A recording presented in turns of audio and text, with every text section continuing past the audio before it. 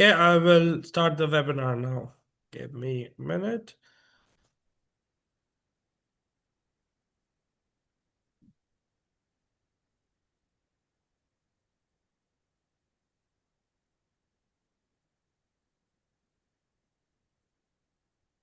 Okay, good morning, everyone, and welcome to today's webinar. My name is Kabir, and I'm with Batlever Research Group, and I will be your host for today's session. We got an amazing speaker joining us today, and he will be talking about ranching like a 12-year-old. Before we get started, I'd like to take a moment to thank all the counties that support and fund us. Because of their support, we are able to offer webinars like these. Just a quick couple of housekeeping items. If you have questions during the presentation, please hold them until the very end. We will have a short Q&A session. If something urgent comes up and you need my help during the webinar, feel free to drop it in the chat. I will be keeping an eye on it throughout the session. It's a pleasure for me to introduce Tom today, Tom Cross. Tom is a rancher, author, and grazing management expert known for his practical approach to grass management, livestock handling, and profitable ranching. Author of Ranching Like a 12-Year-Old, Tom has helped producers simplify ranch operation while improving soil health through effective grazing practices. He currently serves as grazing manager at Pine Heaven Farms near Wetaskiwin, Alberta, and is a frequent speaker and contributes to agriculture publication and podcasts. Over to you, Tom. Okay, thanks, Kabir. I am just wondering, has anyone read my book? How many people do we have on? So right now I see 7 people. Okay. Okay. Well, I'll go along just like no one has read my book. Okay. So I guess I should start a little bit. I started ranching uh, in 2000. I actually wanted to be a farmer ever since I was a little kid, but I grew up in the oil patch. My parents had a trucking company, and in um,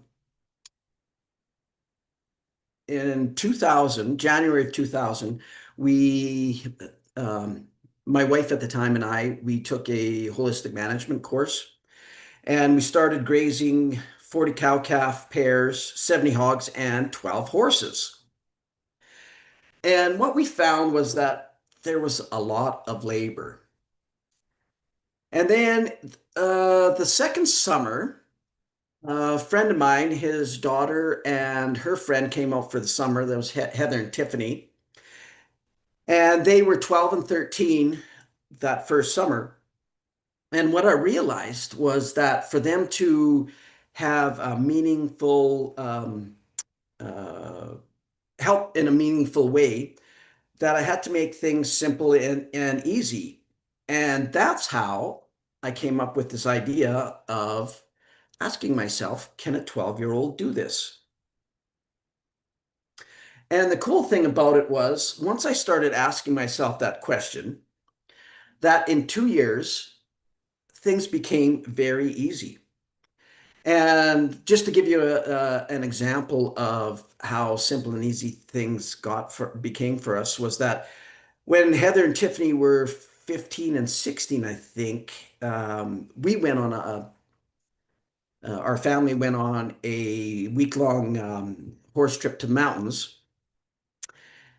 And Heather and Tiffany looked after the ranch. Now, of course, we hadn't expanded at that time, and all they had was 80 cow-calf combos. That was their phrase, not mine. 70 hogs, 200 turkeys, and 50 ewes to look after. But still, for a 15 and 16-year-old town kids, that was still pretty impressive. And we came back, and everything was running very smoothly. So we were pretty proud of them, and I have to tell you, they were pretty proud of themselves.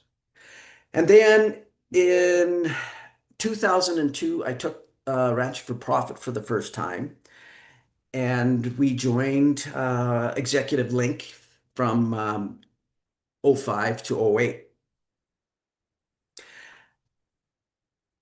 Now, what does it actually mean, ranching like a 12-year-old? To me, it means making things simple, easy, and fun. And I started asking myself, like I said, everything I did, I asked myself, can a 12-year-old do this? And if I realized the 12-year-old, if Heather and Tiffany couldn't do it, I changed it or I stopped doing it. And it's really a way of thinking and not a recipe. Now, I'm not suggesting that you should go out and try and replicate all this, but I am sharing what I did. And what I found was that I realized when a 12-year-old can do it, an 80-year-old can do it as well. And it really got me thinking that way when we rented, my neighbor's wife passed away and he needed some time for grieving. So we ended up renting his place for 3 years. And I already had the template for the fencing and the water. So we set his place up that way. And what happened was, after the 3 years, he was ready to start farming again, and he came back and he stepped into this template that we had set up. And the cool thing was, he found it easier and more fun running 150 cows in his late 70s than he did when he was running 40 cows, or sorry, 80 cows in his 40s. Now, why make things simple and easy? Now, of course, it's the cost of labor, and it's easy to quantify the monetary portion of labor, particularly if you are hiring it out. But the more draining portion is the more emotional part. This is what takes so much emotional energy. And what I found was that when I was swamped by daily labor, I didn't have the energy to really think very well. And that led to missing opportunities.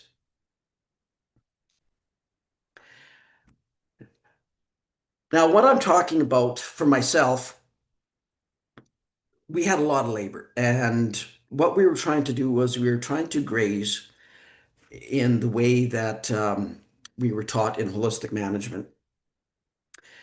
And so since we didn't have permanent fencing, what we were doing was we were building 2-acre temporary paddocks with rebar every 2 days.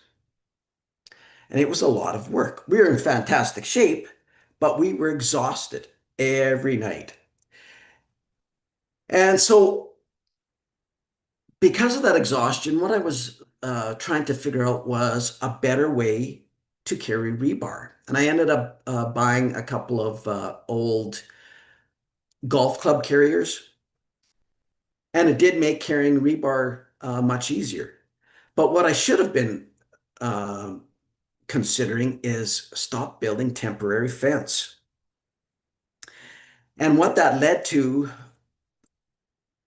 by building this temporary fence every 2 days was that I was missing opportunity to rent land. And I remember thinking at that time, I can't imagine how anyone could run 1,000 cows when we had so much labor just running 80 cows. But once I started asking the question, can a 12-year-old do this? And I developed a template, a fencing and a water template that was very easy to use. Next thing I know, we crossed the 1,250 cow's threshold and just kind of snuck up on us.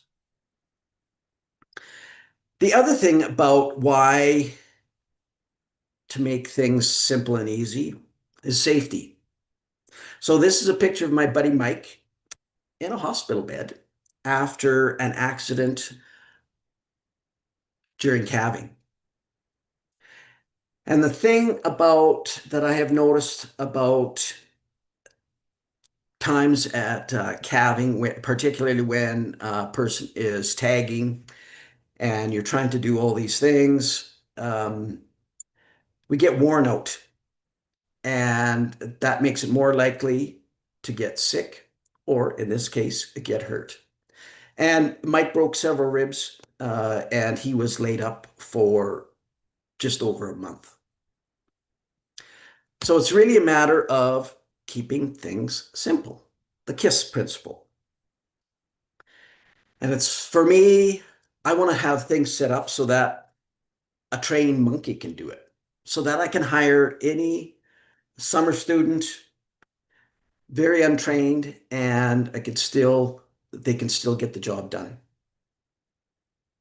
As an example, I train all of our animals to a whistle.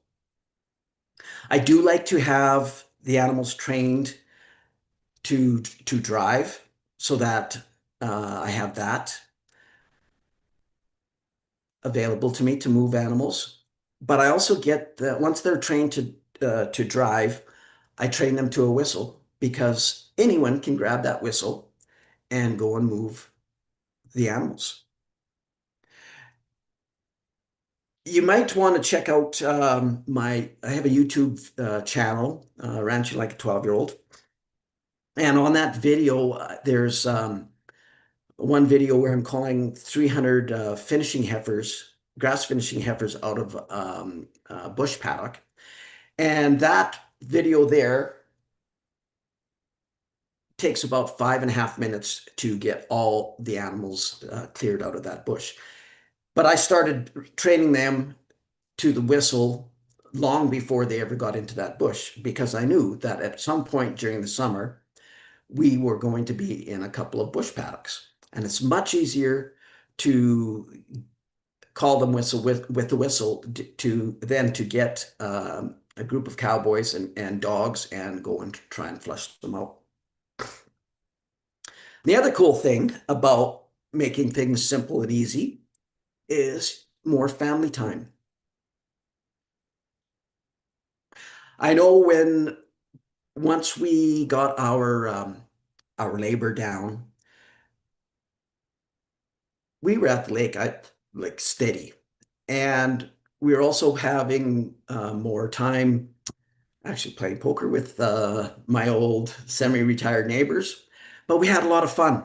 And what I have noticed is that when kids are growing up and all they're experiencing on the farm is work, those kids don't want to come back and be part of the ranch. And I really think it's part of sustainability to get things to be simple so that the kids want to come back.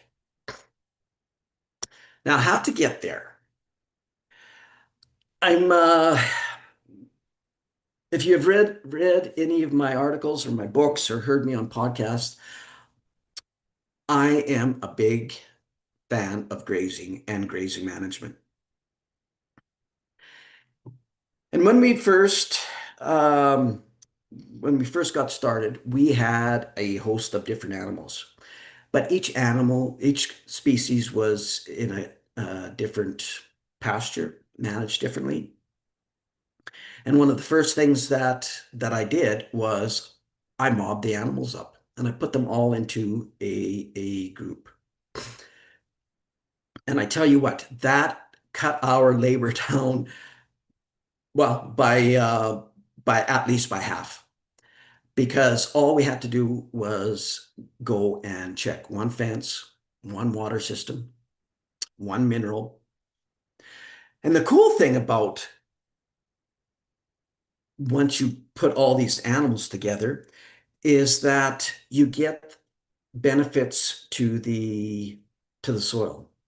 Now, I should point out in this picture here, there's sheep, horses, cattle, and hogs. You can't see the hogs in the picture, but trust me, there were about 70 or 80 hogs in that picture. Now, the first thing is the herd effect. And when you train animals to behave as a group, they do everything together. And it's not just one species. As you saw in that picture, that all those different species, once they get trained to realize that that is their family, that's their safe spot, they travel all together. And you get this herd effect without any increased infrastructure. Now, there's a fellow by the name of Bob Kinford. He calls this creating the mob, rebooting the herd instinct.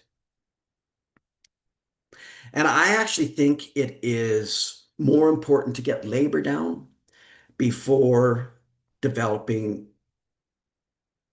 grass-finished genetics or direct marketing or learning about the different soil types or plants and that sort of thing.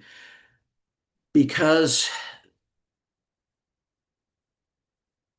when you're doing this, it just adds on another layer of labor. Now, you may have heard of Kit Farrell. He's been around for many decades, and he has these 10 steps to increase profit. And now you can see in step 3, he talks about increasing stocking rates by over 30% with the right size and type of cows. Now, he's a big proponent of this because he has these fantastic genetics, grass finishing genetics. But if you go and look in the next step that he talks about, it's utilize rotational grazing to increase forage production and stocking rates by 50 to over 200%. And I saw this and I realized improving grazing has a much larger impact on profit than genetics does. And what I have found is that I know Kit is talking about 50 to over 200%, but it's been my experience that with improved grazing, we can improve our forage production by 400 to 600%. And it comes down to the soil health. And again, I talked about this herd effect when the animals are trained to act as a group. And you get this herd effect, this that improves soil health without any added infrastructure.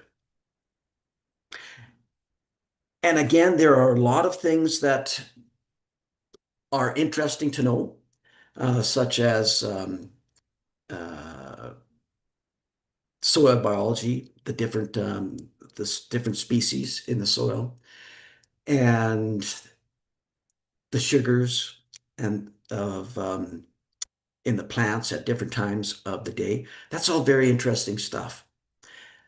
But I think in my journey, anyways, that sort of thing comes after. That comes after we have dropped or it decreased our labor and things become much simpler and much easier because at that time we have, in my experience anyways, I had more time to think and I had more time to relax. And that's when I had time to learn about a lot of other parts of soil and grazing.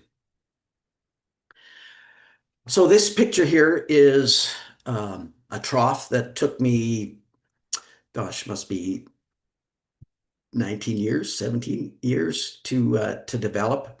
Because what I found was that when I was using, I want to say Mickey Mouse water systems,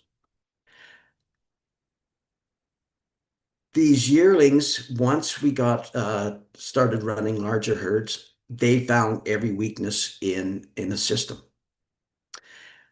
And so rather than dealing with water failures, because that takes up a lot of time, I kept redesigning and figuring out how to get a system that was fail-safe. Now I know in this picture that there's a heifer in there, and just to mention, this is a group of 850 heifers on that trough. But the thing about the trough is that is very simple and easy, and it was easy to move. And when you don't have unlimited free labor, we can't be flexible. We have to put some infrastructure in that allows us to go and move a herd, in just a few minutes. So in my mind, build permanent fence and build semi-permanent water sites. And the other thing is, I call it done is done. And I learned this when I was working on the rigs. I got set up as a motor hand, and the motor hand. So I got set up as a motor hand, and the first week I was run off my feet. I went like through 3 or 4 pairs of coveralls a day, and I was exhausted after my 12-hour shift. Now my tool push, the rig manager, he watched me for about a week, and he called me in after the week and he said, "So how things going, Tom?" And I said, "You know what? I can't believe how busy I am. And it's like I'm not getting anything done." And he said, "Yeah, exactly." He said the key to becoming a good motor hand is finishing one job before you go on to another. Because if you don't, you'll have all these projects that are half complete. So I took that under advisement, and I started training myself to, even though there was all these other projects that needed to be done, I finished one project at a time. And the next thing you know, well, I shouldn't say that. It took about 3 hitches, and I actually had time to stop for coffee. And still today, I find myself, I have to remind myself, done is done, and finish this project completely. Doesn't matter if it's fencing or water or whatever project, I have to finish it completely so that I can rely on it, and I know that I don't have to go back to it. And something that has really, really helps me and keeps me on track is pre-plan. I started using this, boy, I want to say in maybe 2013, 2012. And it has been a wonderful tool to get things done. It has, gives me, lets me know what's coming up in the next few days. And this here is actually a wall chart, wall whiteboard. And the reason I do that is because people that I work with, what I found out was that they really like to see the big plan as well. Not just when I started out, I just had my a sheet that I built just like this, and I was the only one that could see it every day. And of course, grazing chart. So the grazing chart helps me stay on track so that I can respect the graze period and the rest period. And it gives me information. I just find it a great useful tool to use, and then I can take the information from there and plan out my weekly moves.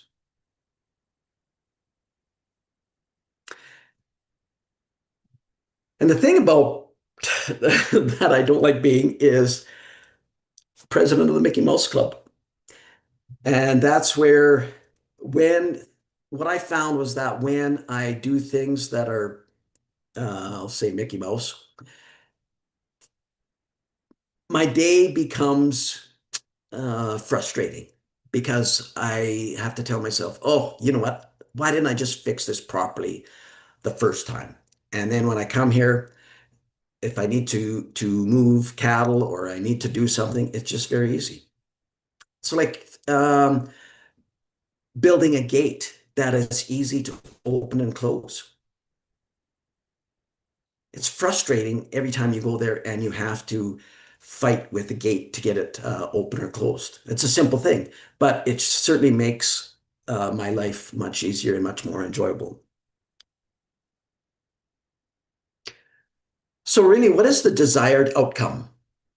I ask myself that with every project, so I can stay focused. And I challenge every dollar and every hour that is spent because I want to keep things simple, easy, and cheap. Now I'm going to run through this a little bit here. It's winter feeding. So we have a dormant season, which is winter, but our livestock still has to be fed. Now there's several options. This is my preferred option. This is stockpiled grass.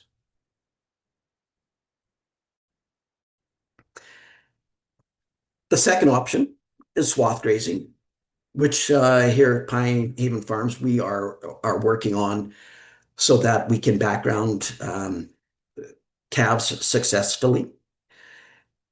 And then, of course, after this, there's bale grazing. Bale grazing has a lot of benefits, but it's still, depending on the price of hay, it's still quite expensive. But the cool thing is that you get an added benefit with your pastures in the summer with rejuvenating your pastures. Now, the problem with bale grazing, yes, you take out the mechanical part of feeding every day, but you're only able to improve your pastures in a limited fashion. Steve Kenyon and I probably over 10 years ago, we sat down and we calculated that 100 cows being fed bale grazed for 100 days can improve pasture, 13 acres of pasture. Now, the cool thing with bale grazing is that you can improve pastures by 400 to 600% in one season. Now, of course, the most expensive is mechanical feeding. But even there, a person has options. Is the tractor actually required? Do you need to own it? Or can it be hired out? Now, I ask these questions to myself with every job that I have to do. And something that really um, gets my goat, annoys me, is this comment. It doesn't take much time. And I just, oh, whatever. Because all these little things add up to a lot of labor. Now, again, really, for me, it's quite simple. It's just asking this question. Can a 12-year-old do this? Would a 12-year-old want to do this? Can a 12-year-old afford this? I ask this for every job, every dollar, and every task that I do.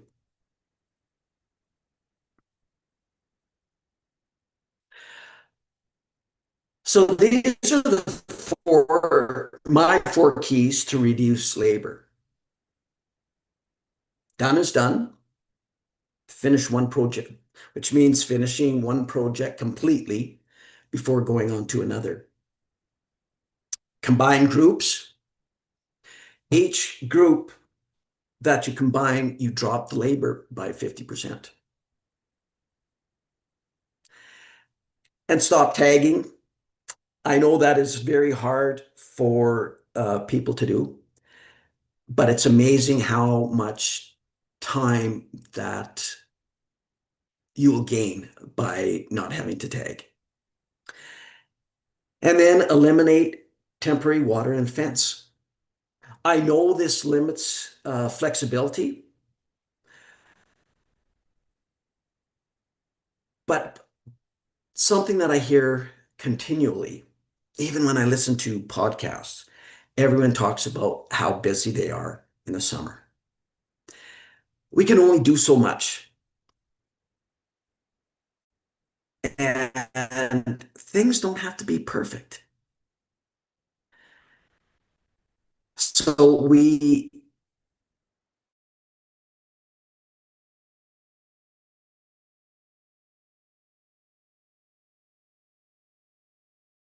certainly make up for the amount of labor that we save. And when we don't have unlimited free labor, we have to do these things. Otherwise, we are going to get burned out. And as that picture of Mike in the hospital confirmed, we may have to take a break, a forced break from ranching. And sometimes good enough is all we can ask for. And what I mean by that, cut yourself some slack. Yes, there's all the YouTube videos and the experts saying do this and do that, but they're not in our shoes. We have a family to raise, and if we don't spend time with our family, with our kids, they aren't going to be coming back. And this farm or ranch that we're building is going to be end up in someone else's hands when we are finished. So I'm just going to finish with this. This is the big question. And what I found was once I started asking this question, can a 12-year-old do this? Within 2 years, our labor dropped. And just to give you an example of how much our labor dropped. So we went from running 40 cow-calf pairs to running 3,000 yearlings in the summer. And we had less labor when we were running 3,000 yearlings than we did when we were running 40 cow-calf pairs. And it was because of Heather and Tiffany and me asking this question, can a 12-year-old do this? So this is, I guess I'm finished. And that was my YouTube channel. And this is my book. And I have to admit, this is my first webinar. So I was not exactly sure how to go about doing it. But if there's any questions or any feedback, I'd really appreciate it. Just in case I ever get asked to do another webinar. Perfect. Now we will open the floor for a Q&A section, and if there's someone who wants to ask question, they can type it in the Q&A section, or if there's someone who doesn't like typing, they can raise their hand and I can allow them to talk. Is there anything else you want to add, Tom, by the time people are typing their questions? Can you hear me, Tom? You know what? Yeah, I can hear you. I was Yeah. thinking, you know, I've talked about ranching like a 12-year-old on several podcasts. And what I find is people don't really want to talk about it. They're more interested in the grazing.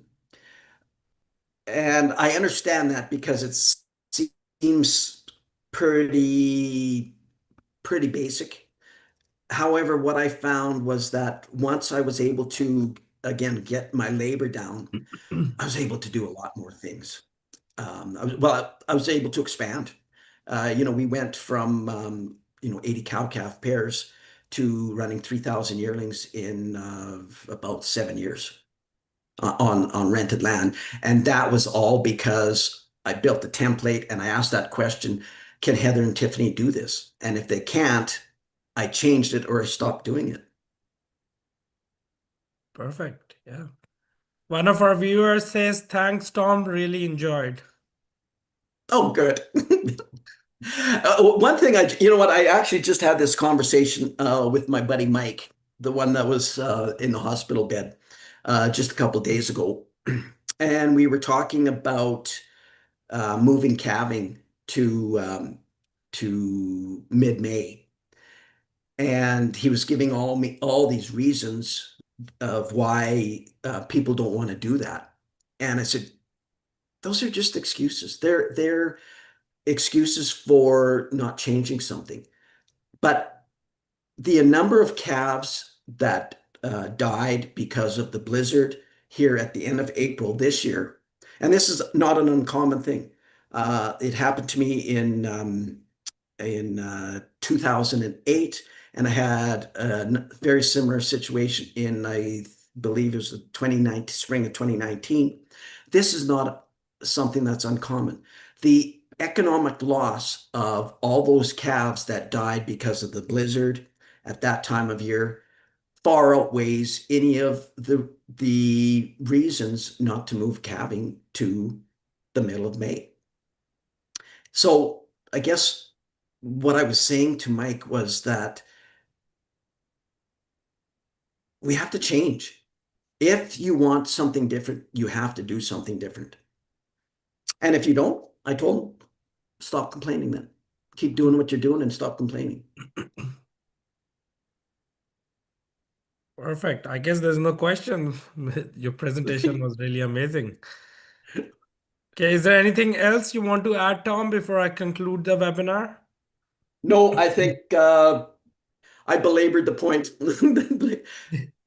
Yeah, it's a simple question. Can a Yeah. 12-year-old do this? Yeah.